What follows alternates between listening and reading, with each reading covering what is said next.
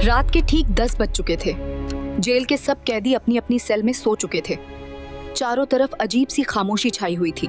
लाखों तारे आसमान में थे, लेकिन जेल की मोटी दीवारों के पीछे किसी को तारे नहीं दिखते। यहाँ सिर्फ वक्त दिखता है, भारी और दर्द से लथपथ। हेलो, मैं हूँ लेडी इंस्पेक्टर अन्वी चौहान। मेरी उम्र 32 साल है। मैं 3 साल से स्टेट जेल में जेलर के पद पर तैनात हूँ। लोग कहते हैं कि मैं सख्त हूँ, पर सच तो ये है कि मैं अपनी ड्यूटी पूरी ईमानदारी से करती हूँ। मैं हमेशा कोशिश करती हूँ कि जेल में अनुशासन बना रहे। उस रात मुझसे एक ऐसी गलती हो गई जिसका खामियाजा पूरे पुलिस प्रशासन को उठाना पड़ा। उस रात मुझे बताया गया कि कैदी नंबर पार 950 ईशान चौबे, जिसे 48 घंटे बाद सजाए मौत होने वाली थी, वो अपनी आखिरी ख्वाहिश बताना चाहता है। ईशान एक 21 साल का लड़का है, चेहरा मासूम, आंखों में बुझी हुई आग और होठों पर खामोश दर्द। मैं जितनी बार उससे मिली, मुझे लगा वो कुछ छुपा रहा है, कुछ ऐसा जो उसे अंदर से खाए जा रहा है। ईशान, बोलो तुम्हारी आखिरी ख्वाहिश क्या है?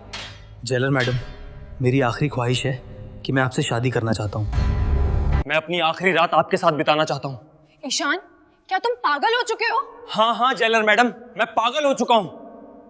लेकिन मैं तुमसे शादी क्यों करूं? तुम्हें 2 दिन बाद फांसी होने वाली है।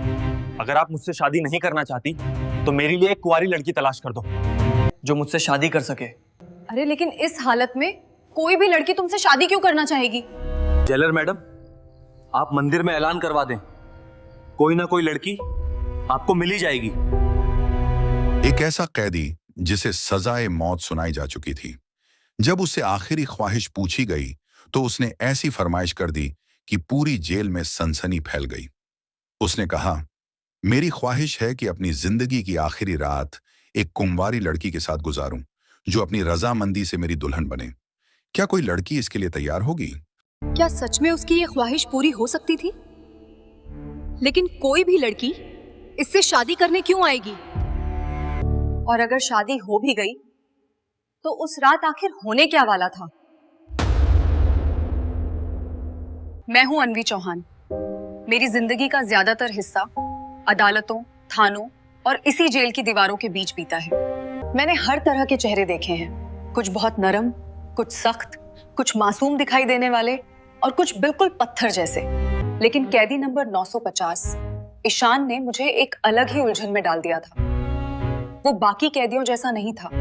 उसकी आंखों में गहरी उदासी थी और चेहरे पर ऐसा सुकून जैसे सब समझकर भी चुपचाप सब्र से बैठा हो। वह सिर्फ 21 साल का था। यही सोचकर दिल उदास होता था कि जिस लड़के ने अभी दुनिया को ठीक से जाना भी नहीं, उसे अब दुनिया छोड़नी पड़ेगी। वह बहुत कम बोलता था, जैसे उसके पास शब्द हों लेकिन बोलने लायक ना हों, या शायद वह कहने की जरूरत ही नहीं समझता। कई बार मेरे मन में आता कि उससे पूछूं, ईशान, तुमने ऐसा कौन सा गुनाह किया कि सजाए मौत मिल गई? लेकिन उसके चेहरे पर बिखरी हुई मायूसी मेरे होंठों को रोक देती। पुलिस की नौकरी ने मुझे सख्त जरूर बनाया है, लेकिन ईशान के सामने जाने क्यों दिल थोड़ा नरम पड़ जाता था। मैं यह भी जानती थी कि कैदियों के साथ निजी रिश्ता बनाना मना है। कानून इस बारे में बहुत सख्त दो है। फिर भी अंदर कहीं कोई सवाल बार बार उठता, क्या यह लड़का सच में मुजरिम है या हालात ने इसे यहां ला खड़ा किया? इन्हीं उलझे हुए ख्यालों के बीच मुझे आज एक खास आदेश मिला था। एक ऐसा आदेश जो सिर्फ ईशान की आखिरी ख्वाहिश ही नहीं, बल्कि आने वाले दिनों में पूरी जेल को हिला देने वाला था।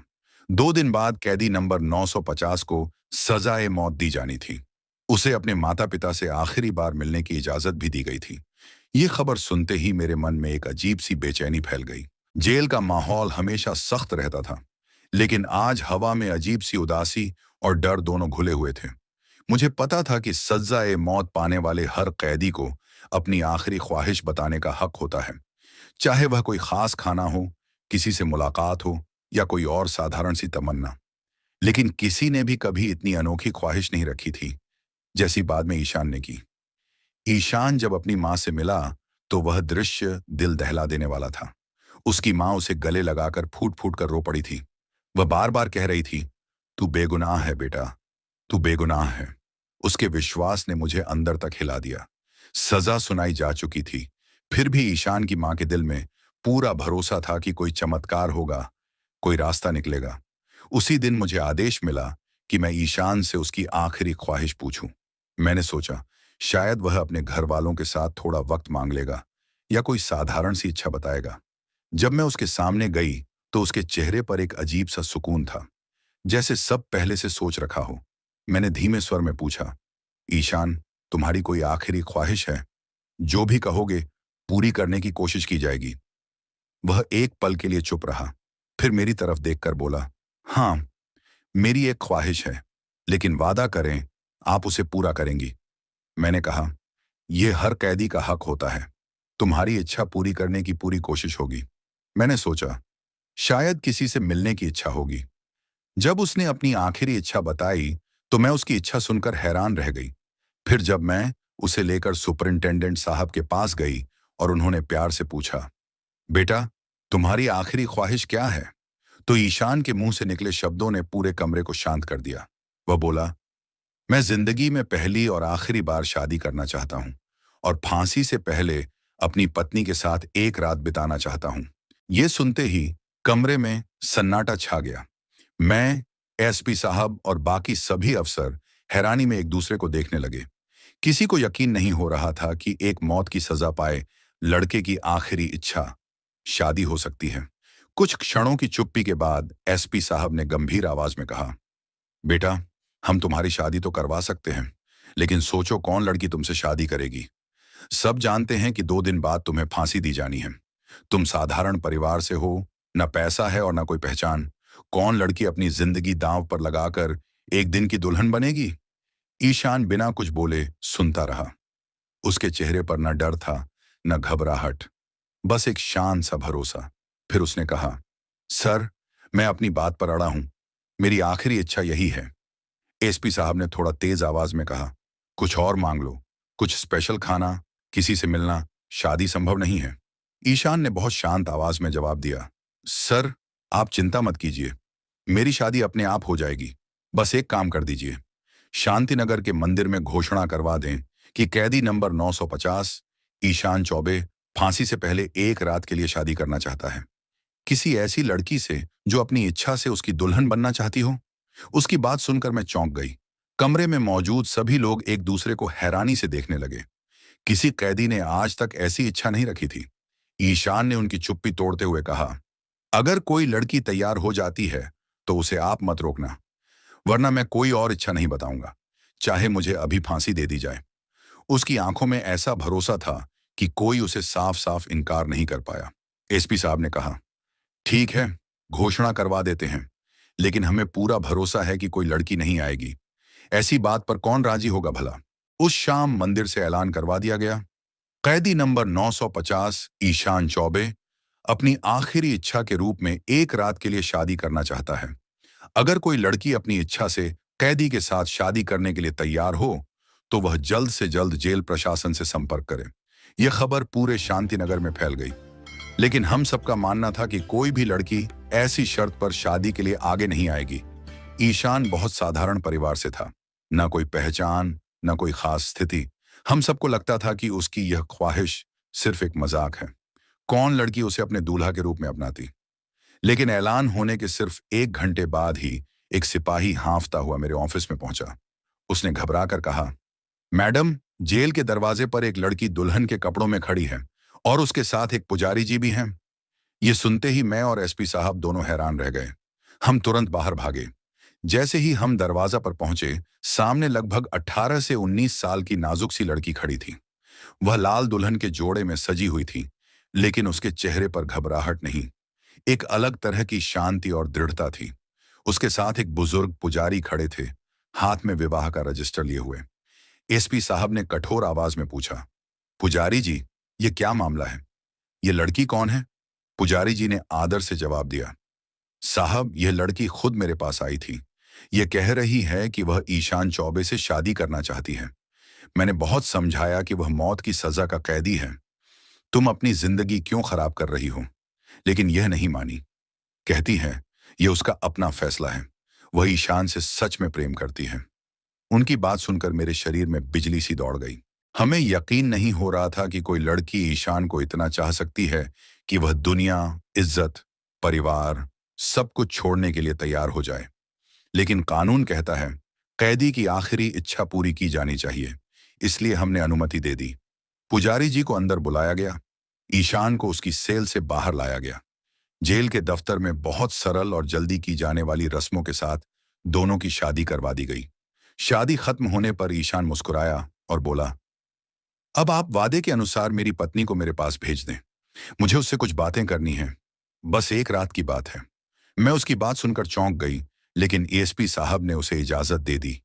मैंने दुल्हन को ईशान की सेल तक पहुंचाया, दरवाजा बंद किया और बाहर आ गई। मैंने सोचा थोड़ी देर बाद वह खुद बाहर आ जाएगी, लेकिन समय बीतने लगा और अंदर से हल्की हल्की आवाजें आने लगीं, जैसे कोई कुछ खोलने की कोशिश कर रहा हो। मैंने ध्यान से सुना, लेकिन आवाजें बहुत धीमी थीं। रात गहराती जा रही थी और अचानक जेल की हवा एक तेज चीख से कांप उठी। मैं तेजी से ईशान की सेल की तरफ पहुंची। दरवाजा खोला तो सामने वही लड़की खड़ी थी। उसका घूंघट नीचे था, सांसें तेज थीं और पूरा शरीर डर से कांप रहा था। मैंने हैरानी से पूछा, क्या हुआ? तुमने तो अपनी इच्छा से ईशान से शादी की है, अब अचानक क्या हुआ? वह कांपती हुई आवाज में बोली, मुझे यहां से बाहर निकालिए। मैं यहां अब और एक पल भी नहीं रहना चाहती। मैंने हल्की ताना भरी आवाज में पूछा, क्यों?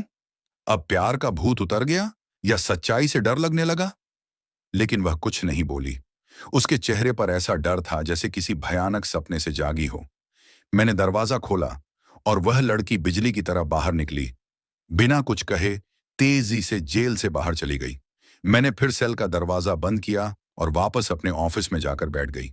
सारी रात मैं उन्हीं बातों में उलझी रही। आखिर थकान के चलते मेरी आंख लग गई। मुझे क्या पता था कि सुबह एक बड़ा तूफान आने वाला है। सूरज की रोशनी बस फैली ही थी कि एएसपी साहब गुस्से में मेरे ऑफिस में पहुंचे। उन्होंने चिल्लाकर कहा, इंस्पेक्टर अनवी, अभी जाकर देखो ईशान कहाँ है। मैं हैरान रह गई। मैंने कहा, सर, वह तो अपनी सेल में ही होगा। उन्होंने फिर जोर से कहा, जाकर चेक करो। मेरे दिल की धड़कन तेज हो गई। मैं दौड़ती हुई ईशान की सेल तक पहुंची। दरवाजे पर पहुंचकर जो मैंने देखा, मेरे पैरों तले जमीन खिसक गई। वह व्यक्ति ईशान नहीं था। वह वही लड़की थी जो कल दुल्हन बनकर आई थी। अब वह ईशान के कपड़े पहने बेहोश पड़ी थी। मेरे हाथ कांपने लगे। तभी एएसपी साहब भी वहां पहुंच गए। दृश्य देखते ही वह जोर से चिल्लाने लगे, यह क्या हो रहा है? ईशान कहाँ है? मैं कुछ भी नहीं बोल पाई। मेरी जबान जैसे जम गई थी। वे और गुस्से में बोले, तुम्हारी लापरवाही ने पूरी जेल को मुसीबत में डाल दिया। एक मौत की सजा पाया, कैदी भाग गया है। मैं सदमे में थी। दिमाग सुन्न हो गया था। हम सब समझ गए थे कि ईशान ने एक ऐसी चाल चली थी जिसकी कल्पना किसी ने नहीं की थी। वह लड़की के दुल्हन वाले कपड़े पहनकर भाग गया था और यह लड़की शायद उसी को बचाने के लिए यह सब करने आई थी। कुछ देर बाद लड़की को होश आया। वह बिल्कुल शांत और आत्मविश्वास के साथ बोली, आप लोगों ने ईशान के साथ अन्याय किया है। वह मौत की सजा का हकदार नहीं था। मैं गुस्से से बोली, इसका फैसला अदालत कर चुकी है। लड़की बोली, समय सब साबित कर देगा। वह निर्दोष है। एसपी साहब ने कठोर आवाज में आदेश दिया, ईशान को तुरंत ढूंढो। अगर वह न मिला तो परिणाम बहुत खतरनाक होंगे। पूरी जेल में हड़कंप मच गया था। एक मौत का कैदी सबको चकमा देकर गायब हो चुका था। एसपी साहब गुस्से से जल रहे थे और मेरा दिल तेजी से धड़क रहा था। मैं यह सोच भी नहीं पा रही थी कि इतनी बड़ी गलती मुझसे कैसे हो गई। मैंने उस लड़के पर भरोसा किया जो बहुत चालाकी से हमारी आंखों के सामने से निकल गया। अब उससे सच निकलवाना और ईशान को ढूंढना बहुत मुश्किल था।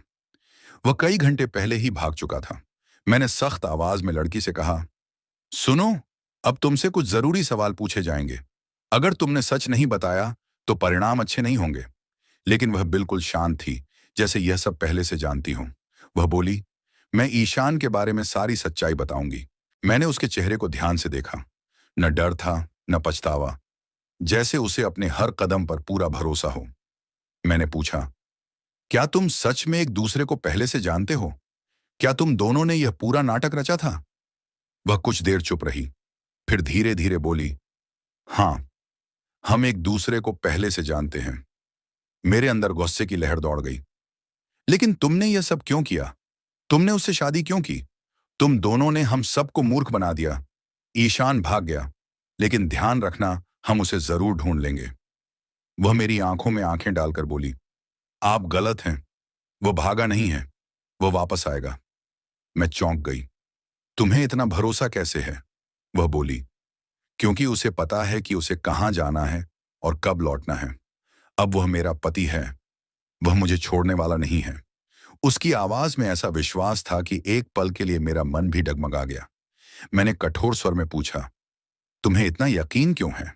वह बोली, अगर आप मेरी पूरी कहानी सुनेंगी तो शायद आपका फैसला बदल जाएगा। तब आपको पता चलेगा कि असली दोषी कौन है और ईशान ने जो किया वह क्यों किया। मैं चुप हो गई। वह लड़की अब भी अपने पूरी दृढ़ता के साथ खड़ी थी, जैसे किसी बड़ी सच्चाई को छुपाए बैठी हो। फिर उसने अपनी कहानी बताना शुरू किया। मेरा नाम सोनिया है और मेरी बड़ी बहन की सगाई ईशान से हुई थी। ईशान बचपन से ही बहादुर और निडर था। वह कभी भी किसी भी बात से पीछे नहीं हटता था। पिताजी उसे बहुत पसंद करते थे और जब उन्होंने मेरी बड़ी बहन की सगाई ईशान से की तो वह हमारे घर का हिस्सा बन गया। मैं चुपचाप उसकी बात सुनती रही। सोनिया की आवाज में दुख भी था और गर्व भी। हमारा गांव छोटा है, सरदापुर, लेकिन वहां का माहौल अजीब था। एक रात ईशान मेरी बहन से मिलने आए। उस रात पिताजी घर पर नहीं थे और हम दोनों बहनें अकेली थीं। मैं रसोई में चाय बना रही थी और ईशान व बड़ी बहन दूसरे कमरे में बात कर रहे थे। सब कुछ सामान्य ही चल रहा था, लेकिन अचानक दरवाजे पर जोर जोर से आवाज होने लगी। आवाज सुनते ही मेरी आवाज कांप गई। मैंने खिड़की से बाहर झांका तो दरवाजे पर 4 लड़के खड़े थे।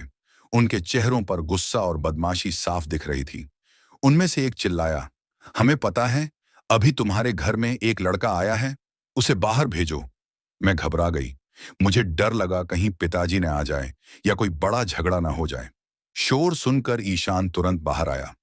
उसने मुझे इशारा किया कि मैं अंदर चली जाऊं। मैं अपने कमरे में जाकर दरवाजा बंद कर लिया और कान लगाकर सुनने लगी। बाहर ईशान उन लड़कों के सामने अकेला खड़ा था। एक लड़के ने उसके बारे में गलत बातें बोलनी शुरू कर दी, लेकिन ईशान ने गुस्सा नहीं किया। उसे पता था कि वह अकेला है और घर में 2 लड़कियां हैं। थोड़ी भी गलत हरकत से बड़ी मुसीबत हो सकती थी। इसलिए उसने शांत रहकर समझदारी से उन लड़कों को वापस जाने के लिए मजबूर कर दिया। उस रात ईशान देर तक घर के दरवाजे के पास बैठा रहा, जैसे उस घर की हिफाजत कर रहा हो। मेरी आंखें नम हो गईं। तभी मुझे पहली बार लगा कि ईशान सिर्फ बहादुर नहीं, बल्कि किसी की इज्जत और सुरक्षा के लिए खड़ा होने वाला इंसान है। सोनिया ने गहरी सांस ली और बोली, लेकिन यह तो बस शुरुआत थी। उसके बाद जैसे हमारे जीवन में मुसीबतें टूट पड़ीं, जैसे ही पिताजी काम पर जाते, हर दिन वही लड़के घर के बाहर आ खड़े होते। वे हमें परेशान करने लगते। हम दरवाजा बंद कर लेते, लेकिन डर मन से नहीं जाता था। फिर एक रात एक ऐसी घटना हुई जिसने सब कुछ बदल दिया। रात के सन्नाटे में अचानक खिड़की का शीशा टूटने की आवाज आई। कोई जबरदस्ती घर में घुसने की कोशिश कर रहा था। उसी समय ईशान भी घर पहुंच गया। उसने अपनी आंखों से देखा कि एक युवक खिड़की तोड़ने वाला है। अब वह चुप नहीं रह सका। वह बाहर निकला और उन लड़कों से भिड़ गया। लड़ाई बहुत भयानक थी। चीखें पूरे मोहल्ले में गूंज रही थीं। मेरी बड़ी बहन उन्हें रोकने के लिए बीच में आ गई और उसी झड़प में उसकी मौत हो गई। ईशान के हाथों एक लड़का मारा गया, लेकिन वह जानबूझकर नहीं था। वह अपनी और हमारे घर की इज्जत बचाने की लड़ाई थी। सोनिया की आंखों से आंसू बहने लगे। असल गलती उन गुंडों की थी, लेकिन सजा ईशान को मिली। सोनिया ने आंसू पोंछते हुए कहा, अगर हम अमीर होते, अगर हमारी बात सुनने वाला कोई होता, तो शायद यह सब नहीं होता मैडम। इस दुनिया में कमजोर को जल्दी इंसाफ नहीं मिलता। ईशान ने किसी मासूम का खून नहीं किया, वह तो बस हमारी इज्जत की रक्षा कर रहा था। फिर सोनिया ने धीमे से कहा, यह सब ईशान की मां की योजना थी। उन्होंने कहा था, मैं अपने बेगुनाह बेटे को फांसी नहीं होने दूंगी। उन्होंने मुझसे मदद मांगी और मैंने खुद को इस योजना के लिए तैयार कर दिया ताकि ईशान बच सके। उसने आगे बताया, ईशान की मां ने उसे दिल्ली के एक बड़े वकील के पास भेजा। वह वकील कोर्ट पहुंचा और ईशान के केस को दोबारा खोलने की अपील की। कोर्ट ने केस रीओपन करने की मंजूरी दे दी। नई जांच टीम बनाई गई। उन्होंने पूरे मामले की दोबारा जांच की। सबूत, गवाह, बयान सब फिर से देखे गए और तब सच्चाई सामने आई। जांच में साबित हुआ कि ईशान बेगुनाह है। असली गुनहगार वही लड़के थे जो हमें पहले से परेशान करते थे। उन्हीं को सजा सुनाई गई। अदालत ने कहा कि ईशान ने कोई गुनाह नहीं किया, वह तो उन लड़कियों की इज्जत बचा रहा था। उसे मौत की सजा नहीं मिली, वह रिहा हो गया। दोस्तों, यह कहानी केवल मनोरंजन और जागरूकता के उद्देश्य से बनाई गई है। इसमें दिखाए गए सभी पात्र, स्थान, घटनाएं और संवाद पूरी तरह काल्पनिक हैं। इनका किसी भी वास्तविक व्यक्ति, संस्था या घटना से कोई संबंध नहीं है। कृपया इसे सिर्फ एक कहानी की तरह देखें और इसका आनंद लें। हमारा उद्देश्य किसी की भावनाओं एक को ठेस पहुंचाना नहीं है। अगर आपको यह कहानी पसंद आई हो तो हमारे चैनल ब्लैक क्राइम फाइल्स को सब्सक्राइब करें और वीडियो को लाइक करना न भूलें। धन्यवाद।